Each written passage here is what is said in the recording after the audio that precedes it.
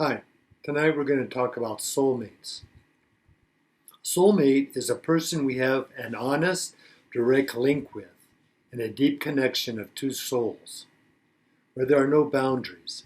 It doesn't matter where we live or what status we enjoy or struggle with, because we are captivated and attracted to the divine energy in another soul. The soul energy is the most subtle energy, so as a result, interactions are easy at this high level, so there is no passing judgment. There are two bodies, but the consciousness of the two souls complement each other and in time become one divine consciousness and love as joy is shared. The connection increases on every level mentally, emotionally, and spiritually as we are brought together to learn how to love properly. Being a soulmate does not mean we are perfect, but it means we are a perfect fit with another soulmate. This involves accepting each other's insecurities and imperfections as two people balance and make up for each other's weaknesses. This is why there are times when both parties need to understand and talk things out, because transitioning to the soul is confusing in the mind. Kenny Loggins says, a soulmate is the one whose love is powerful enough to motivate you to meet your soul, to do the emotional work of self-discovery, of awakening. To know your soulmate is to embrace the other as a manifestation of God, even with blemishes, limitations, and shortcomings. Genesis 1:27 in the Bible says, so God created man in his own image. In the image of God he created him, male and female created he them.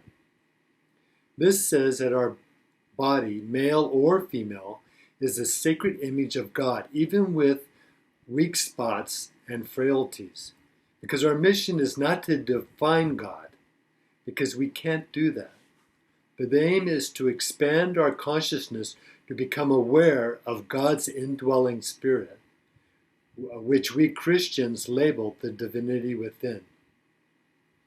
It is spirit to spirit, mind to mind, and body to body that transcends into one consciousness that usually expands into a family.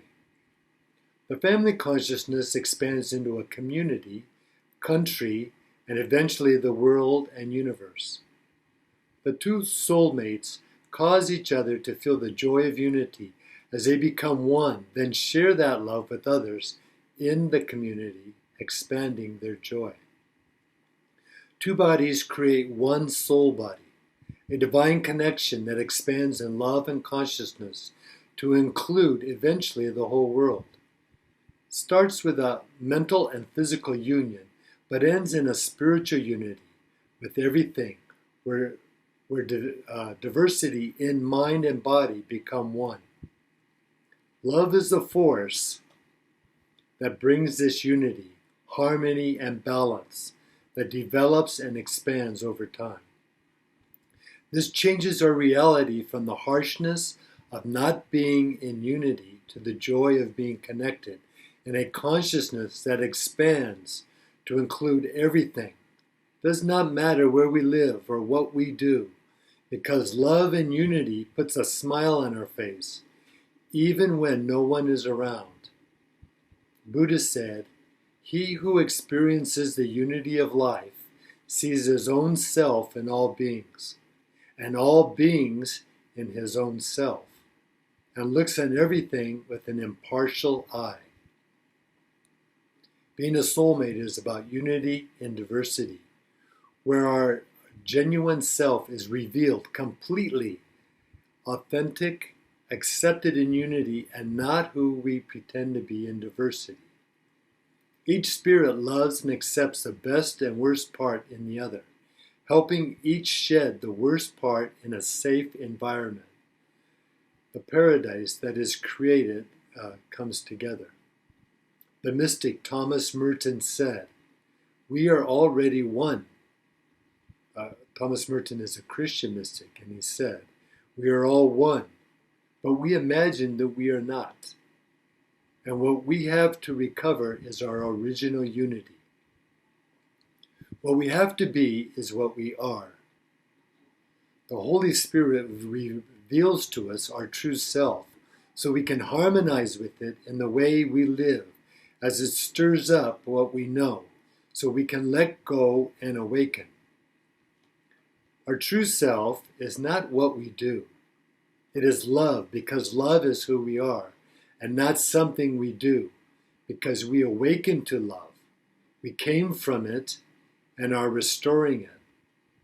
Therefore, if we are single, a monk or a nun, we still unite in our organic destiny, because we are the combination of the male and female in both our mother and father.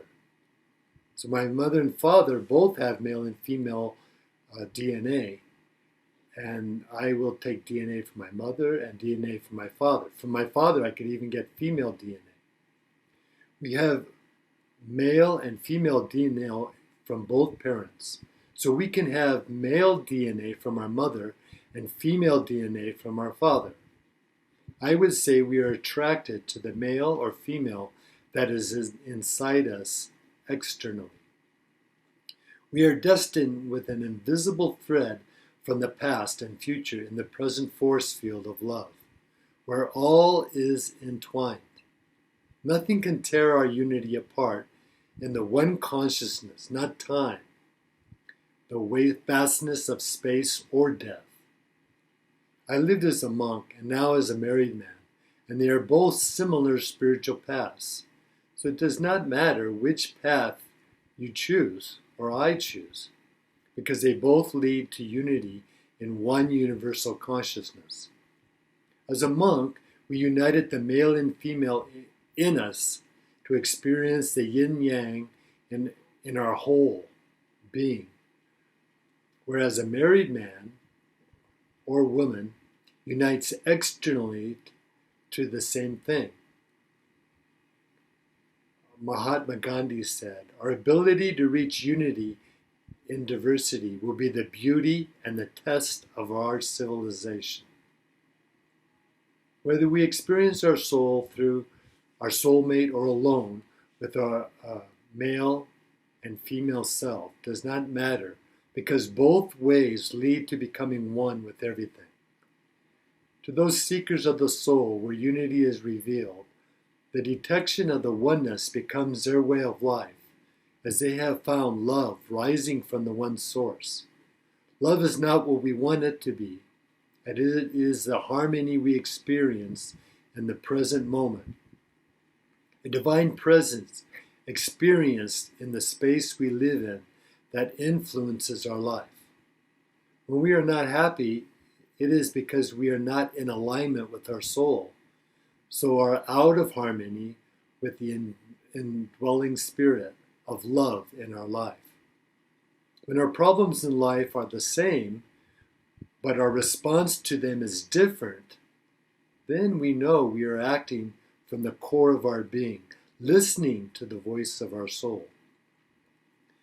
We won't remember how we did it, how we prevailed, or even if the problem continues. But we will be different because intuition gives us new perceptions. We see the Holy Spirit as a divine element in everything, in every one, a flood of love pervading the whole, as the spring, the stream, the river, and the ocean, all flowing together.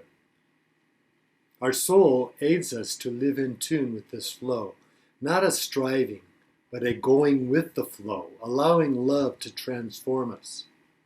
Love is not something we do, because we are love, grounded in love. And as we expand with it, our bliss and consciousness expands beyond understanding. Our mind is seeking power, working hard to overcome or achieve. But that is not the path to unity, because happiness is the path to love and to awareness in the soul. The Bible in Psalms 133:1 says, "How good and pleasant it is when God's people live together in unity." Thank you.